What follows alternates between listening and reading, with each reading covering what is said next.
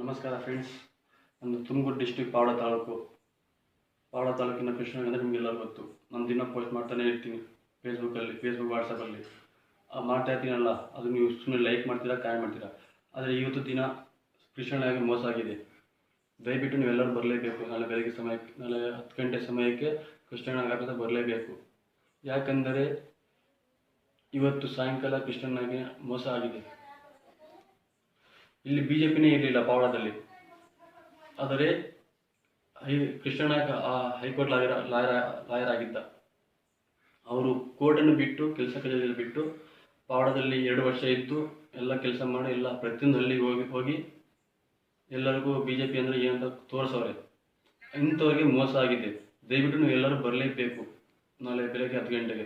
ಈ ವಿಡಿಯೋ ನಿಮ್ಮ ಫ್ರೆಂಡ್ಸ್ಗೆಲ್ಲ ಶೇರ್ ಮಾಡ್ತಾನೆ ಇರಲಿ. ದಯವಿಟ್ಟು ನೀವು ಎಲ್ಲರೂ ಬರಲೇಬೇಕು. ಈ ವಿಡಿಯೋ ಎಲ್ಲಿ ಮುಟ್ಬೇಕು ಅಲ್ಲಿ ಮುಟ್ಟಬೇಕು, ಹೈಕಮಾಂಡ್ ಮುಟ್ಲೇಬೇಕು ನೀವು, ಸರಿನಾ? ದಯವಿಟ್ಟು ನೀವು ಎಲ್ಲರೂ ಬರಲೇಬೇಕು ಫ್ರೆಂಡ್ಸ್. ನಮಸ್ಕಾರ. Subscribe. Please subscribe. Please subscribe.